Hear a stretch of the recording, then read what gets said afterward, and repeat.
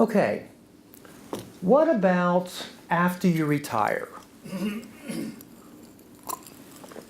Let's keep it simple.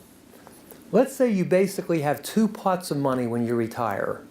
Money that you've paid taxes on and money that you haven't. Most professors, most of you guys have the majority of money in assets that you haven't paid taxes on. It might be in an IRA, it might be at Vanguard, it might be at TIAA, it might be at VALIC, it might be at Fidelity, it might be in a 401k or a 403b or a 401a. But basically, most of the money that most of my professor clients have, they have not yet paid income tax on. Well, let's assume that you have some of that, or a lot of that, but you also have money that you have paid tax on. Maybe it was money that you saved, money that you inherited, some money that somehow you or at least somebody has already paid income tax on. So let's say you have those two chunks of money, and you have a choice. Well, which one should I spend first? Let's say you say, okay, hey, my retirement plan, that money in my retirement plan at Pitt or whatever, I better start spending that money. In my savings, that's my nest egg. Never spend your nest egg, hold on to that. So I'm going to spend my IRA, my TIAA, and my Vanguard first. Well, what's it going to cost you to spend $1?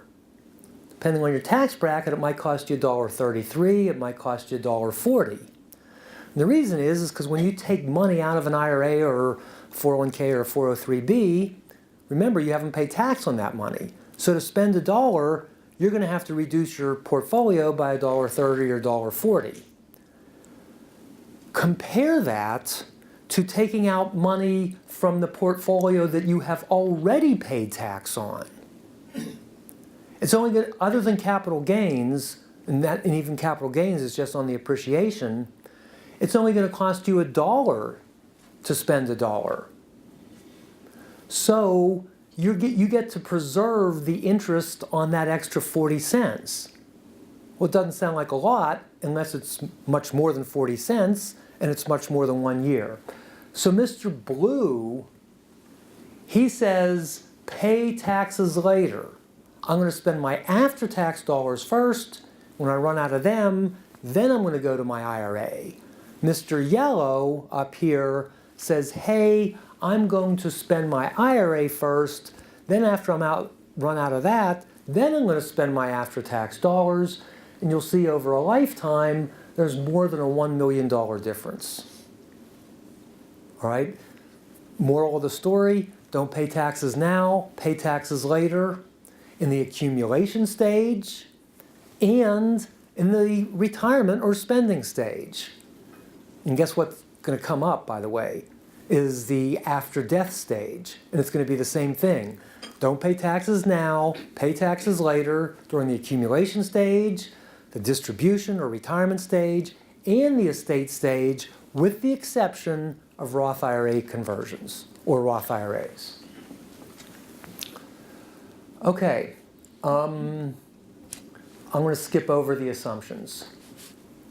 So what's the best spending order? Well, whatever your current income is, you have to pay tax on that anyway. Sometimes if you're in a low bracket, it might make sense to take small distributions out of your IRAs. Actually, I'd prefer you do Roth IRA conversions, but you saw technically that little red line at the top. Sometimes it does make sense if you're in a low bracket to take small IRA distributions. Then spend your after-tax high basis, that is money that you're not going to have a big capital gain on. Then spend the after-tax low basis, that is money that you do have a capital gain on. Then spend your then spend your IRAs, and then last spend your Roth. That's the last asset you want to spend in most cases is your Roth. And again, hundreds of thousands and potentially $1 million of more difference between which dollars you spend first, even if the investments are identical, even if your tax rate is identical. Okay?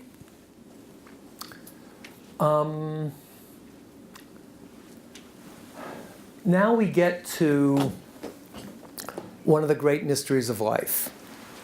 How do you get your money out of TIAA CREF after you retire?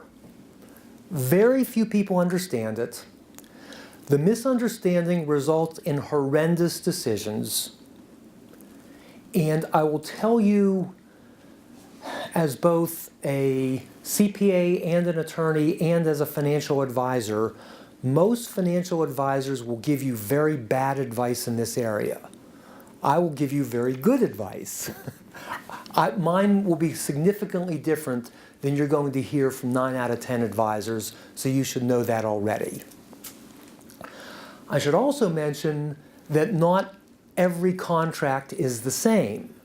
So if you've been at CMU or Pitt or worse in terms of number of contracts, multiple universities, you have multiple contracts. You know when you get your TI CREF statement and it says, number blah, blah, blah, blah, blah, blah, and then there's a number. And then there's contract number so-and-so, then there's another number. Then another contract. Some of you guys have 8 or 10 contracts, all right? And you're saying, like, why can't it just be simple? It all comes in one number. It's all the same, right? No, it's not all the same. Many different contracts have their own rules. So you might have 8 contracts with 8 different sets of distribution rules, which doesn't make life simple at all. So when I'm going to tell you the distribution rules, I might be wrong on one or more of your contracts. I'm going to tell you the most likely scenario, but I will tell you that it varies significantly between the different contracts. Many of you have GRAs, group retirement annuities, SRAs, supplemental retirement annuities, RAs, retirement annuities, and then there's even additional variations on top of that. And then if you're at multiple institutions, like the one person who went from Pitt to CMU, they have a whole bunch at Pitt of one contract number, and then maybe a whole bunch at CMU. And if you're really going to do the planning right, what you have to do is find out what the rules are, because the rules on what you're allowed to do when you retire also, in my opinion, have an impact on the investment choices.